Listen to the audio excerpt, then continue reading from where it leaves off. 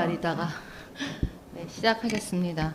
최악의 가짜뉴스로 선정된 기사 목록을 살펴보면 뉴스타파, JTBC, MBC, 뉴스데스크가 대장동 의혹의 몸통은 윤석열 후보다라고 전한 이른바 김만배 녹취록 보도와 올해는 윤 대통령과 한동훈 장관 등이 심야 파티를 열었다는 첨담동 술자리 보도 등이 최악의 가짜뉴스로 선정되었습니다. 그래서 이에 대해서 저희가 한번 꼭 짚고 넘어가야 될 것 같아서 참고인으로 우리 강명일 비상대책위원장님께서 좀 나와서 참고 진술을 해주시면 감사하겠습니다.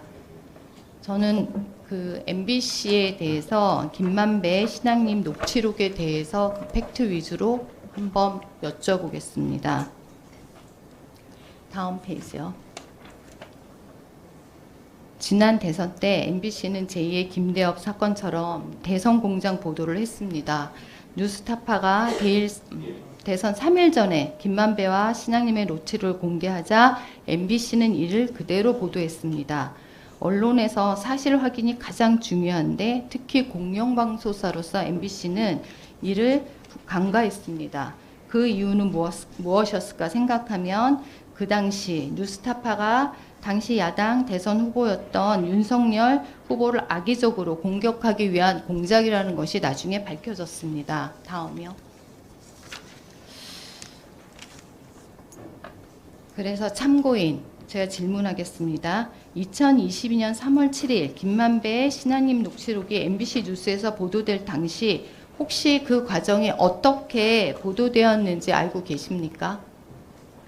제가 박문진 이사록을 본 적이 있었는데 거기 이제 조사를 좀 했던 것 같습니다.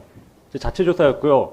그게 감사나 이런 정식적인 조사 절차나 이런 것이 없었고 그래서 징계도 없었던 걸로 알고 있는데 그 당시에 야근 상황이었던 걸로 알고 있습니다. 그래서 그 내용을 들어서 그때 법조팀 대법원 출입 기자와 정치부 그 데스크급 기자가 둘이 야근 상황에서 이걸 확인하려고 노력을 했는데 확인이 잘 안 되고 또 뉴스타파 쪽에서 전문을 주지 않는다고 해서 그 제한된 녹취록만 있는 것을 알고 있음에도 불구하고 단지 신앙림 씨 한번 인터뷰를 한 다음에 보도를 하기로 결정했다고 전 들었습니다. 그렇죠. 그러면 신앙님 씨부터 정보를 그럼 받으려고 했던 거네요. 그러면 보시면 이 뉴스타파가 김만배가 신앙님의 녹취록을 대선 3일 전에 폭로를 한 다음에 또 다음날 MBC는 그 이틀 전, 대선 이틀 전에 뉴스데스크에서 이를 또 대대적으로 보도했습니다. 더구나 4명의 기자까지 동원해서 윤석열 후보를 공격한 건데요. 또 여기에서 저희가 보시면 알다시피 김만배하고 신앙님이 나눈 녹취 그 내용을 그대로 제목으로 달아서 뉴스를 좀 자극적으로 보도했습니다. 그러면 참고인한테 묻겠습니다. MBC 내부에서 이 보도를 두고 어떤 논의와 갈등이 있었습니까? 아니면 이거에 대한 확인이 제대로 되지 않은 상태에서 다른 보도의 방향들이 나간 사례가 있습니까? 이런 식의 어떤 확인되지 않은 보도 이런 부분들이 제가 아는 것만 해도 한 2-3건이 있는 걸로 알고 있고요. 이 사건에 대해서 말씀드리면 이게 제목 자체가 너무 이제 단정적이고 확인되지 않은 것들 어떻게 이렇게 제목을 뽑는지 이게 매우 불공정하다고 저희는 느끼고 있습니다.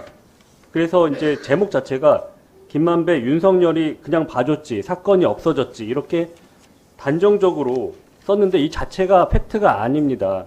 왜냐하면 아까 말씀하신 것처럼 윤석열 당시 그 수사검사는 이분을 조우영 씨를 만난 적도 없었고요. 그 커피를 타준 적도 없고 직원이 타 먹으라고 한 걸로 저희는 알고 있습니다. 그렇기 때문에 완전히 팩트가 아닌 부분들이 제목으로 나와서 이게 대선에 영향을 줬다는 부분들은 취재 보도 준칙에도 어긋나는 상황인데도 이 부분을 사규에 따라서 징계도 하지 않고 있는 것으로 알고 있습니다. 그렇죠. 다음 페이지 한번 보실래요? 그러면 김만배 이 녹취록을 기정사실화하는 과정에서 MBC는 정말 자극적인 제목을 사용했습니다. 김만배, 윤석열이 그냥 봐줬지, 사건 없어졌지, 부실 수사로 대장동 종잣돈을 만들었지, 봐주기 수사 의혹 외 박영수, 윤석열 어떤 인연, 몸통하기 이런 글귀들을 했고 실제로 이런 것들을 그날 대선 2일 전에 녹취록 뉴스를 4꼭지나 했고 녹취록을 7번이나 방송을 했습니다. 저는 왜 MBC가 이렇게 했는지 굳이 대선 이틀 전에 했던 이유가 참 궁금하고요. 이렇게 보도한 기자들은 도대체 어디 소속의 기자들이었는지요. 민노총 언론노조 소속 기자들이고요. 그중에 한 명 법조팀 대법원 출입했던 기자가 사실은 바이든 날리면 첫 보도를 했던 임모 기자라고 알고 있습니다. 그다음 다음 페이지요. 이번에는 기자들뿐만이 아닙니다. PD 수첩도 관련되어 있습니다. 그것도 대선 D-1일 날 광우병 보도로 전 국민을 대상으로 그날 사기를 쳤던 그 PD 수첩입니다. PD 수첩은 정말 사실관계를 확인하지 않고 이렇게 1시간 이상의 보도를 하는 다큐멘터리와 같은 방송입니다. 그럼에도 불구하고 처음에는 대선 후보들의 정책이나 공약 이런 것들을 집중 점검하겠다는 기획 의도를 설명하면서 방송을 시작했었던 것입니다. 그런데 끝에 바로 김만배 신앙님 녹취록을 다시 거기에 편성돼서 들어가 있습니다. 이는 아주 조직적인 선전선동의 패턴이라고 저는 볼 수 있다고 생각하는데, 참고인 실제로 PD 수첩 같은 곳이 사실 확인을 근거로 하지 않고 프로그램을 하는 방송인가요?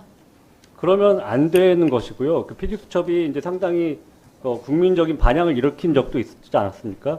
그러니까 매우 꼼꼼하게 거의 중요한 아이템은 2-3달 혹은 6개월 이상씩 취재하는 경우도 있는데, 이 경우는 다 준비를 해놓고 마지막에 이거를 확인되지 않은 것을 끼워 넣었단 말이죠. 특히 타사 보도를 저희가 인용 보도를 할 때는 그 전체를 팩트를 확인한 다음에 보도하는 게 원칙이고요. 확인되지 않은 부분들은 선거에 영향을 미치기 때문에 이걸 보도하지 않는 것이 취재 보도 준칙입니다. 이걸 어겼는데도 그냥 놔두고 있는 거, 선거 공작에 이용됐는데도 이 부분을 좌시하고 있는 거, 이게 바로 불공정 보도라고 저는 생각합니다. 다음 페이지요. 그래서 결국 대선이 끝났습니다. 끝나고 본격적인 검찰 수사가 시작되었고 결국 나중에 김만배의 녹취록이 가짜라는 것이 만천하 드러났습니다. 그런데 결국은 인용 보도라는 것으로 모든 것을 덮었습니다. 그리고 실제로 여기에서 자기네들은 다 받지 못했다. 모든 그 자료를 받지 못했다. 근데 이런 식으로 변명만 하고 끝났습니다. 결국 민주주의에서 가장 중요한 거는 선거를 치르는 데 있어서 공정성입니다. 공영방송에서 이런 태도가 있었다는 게 민주주의 사회에서 저는 있을 수 없다고 생각합니다. 그러면 사후에 이거에 대해서 방송심의나 이런 것들에 대한 앞으로 재발 방지 체계에 대해서 마련돼 있나요? 전혀 징계도 하지 않았고요. 이 부분 개선이 안 되고 있는 게 지금도 그 옛날 그 총선 직전에 그 최경환 부총리가 신라 제안으로에게 한 65억 원을 투자했다는 오보가 있었습니다. 그 오보에 대해서도 지금까지도 보도본부장 어떤 입장이냐? 우리는 그 제보자 X한테 들은 내용을, 편지를 받은 내용을 그대로 보도한 거고 반론을 내줬기 때문에 전혀 문제가 없다. 오보라도 문제가 없다. 따라서 징계도 없다. 반성도 없다. 참여도 없다. 이게 바로 MBC의 현황입니다. 오버할 수 있습니다. 그리고 잘못 알 수도 있습니다. 시간이 급하면 할 수도 있습니다. 하지만 그것이 잘못됐을 때 바로 시정하고 그 데이터들을 확실하게 해서 다시는 그런 일이 안 일어나게 하는 것이 공영방송의 기본 자세라고 생각합니다. 지금이라도 MBC는 국민에게 정말 바른 눈, 바른 귀가 될 수 있는 공영방송이 되기를 바랍니다. 여기 계신 정말 힘들게 우리 후보자님부터 이틀 동안 계속 앉아 계신 분들은 정말 우리나라에서 중요한 일들을 하시고 우리 공영방송에 대해서 책임을 지시는 분들입니다. 정말 모든 분들께 부탁드립니다. 이런 비극이, 이런 일들이 우리나라에 일어나지 않았으면 좋겠습니다. 저 진짜인 줄 알았습니다. 저 국회의원 되고 나서 이제 이것이 거짓이라는 거를 인제 알았고 판결을 보면서 인제 파악했습니다. 왜 이런 오버 하십니까? 국민들한테. 국민들이 바보입니까? 제대로 된 정말 그런 방송 우리 해야 된다고 생각합니다. 진짜 부탁드립니다. 이상입니다.